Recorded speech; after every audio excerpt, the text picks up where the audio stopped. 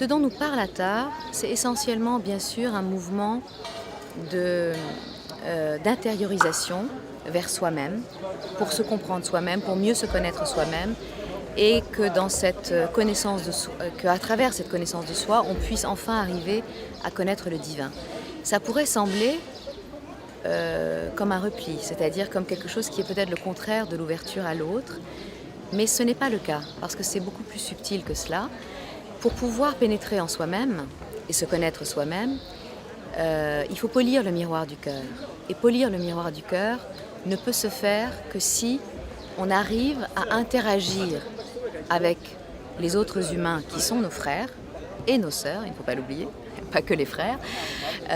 Donc il s'agit d'interagir avec les autres pour les accueillir tels qu'ils sont et comme ils sont, comme étant des témoignages vivants du souffle de Dieu sur terre, puisque chaque être humain est porteur de ce souffle divin. Et on ne peut pas polir ce fameux miroir du cœur dans lequel doit se refléter le divin autrement que dans cet exercice de dialogue avec l'autre. Et c'est très intéressant qu'à la fin du XIIe, début du XIIIe siècle, un poète comme Attard se donne toujours la peine, dans toutes ses œuvres, d'exprimer dans un passage sa haine du fanatisme.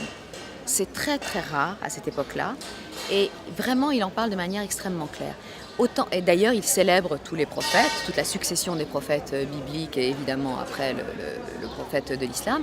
Et puis après, évidemment il fait une louange des califes, etc. Et toujours après, il y a un passage dans lequel il dit « Si tu n'es pas capable de comprendre que tous les messagers successifs sont les porteurs d'une même lumière divine, c'est que tu es dans une ignorance crasse et que ta foi, en fait, t'éloigne du vrai au lieu de t'en approcher. » Et il est très, très sensible à cette question. Il revient tout le temps dessus quand il dit, par exemple, que la démarche de l'amour est au-delà de la foi et de l'incroyance, du bien et du mal.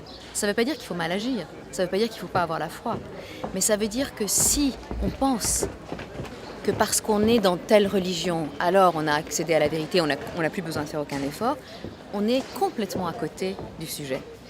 Et la connaissance de soi passe aussi par ça, c'est-à-dire de briser les idoles que l'on s'est faites de nos propres croyances et de notre propre, entre guillemets, moralité.